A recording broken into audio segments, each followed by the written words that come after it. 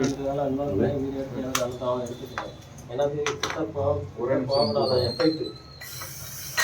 எஃபைட்டு பற்றிக்காக கிட்ட போக முடியாது. இன்னொரு கூட தான் வீடியோ எடுத்துட்டு இருக்கா லைவா. அதான் எனக்கு அனுப்புதான் இருக்கணும்.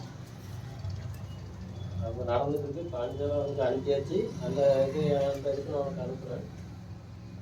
அதான் இந்த நைட்டுக்குள்ளே ஒரு 20 மீதி தாங்க 30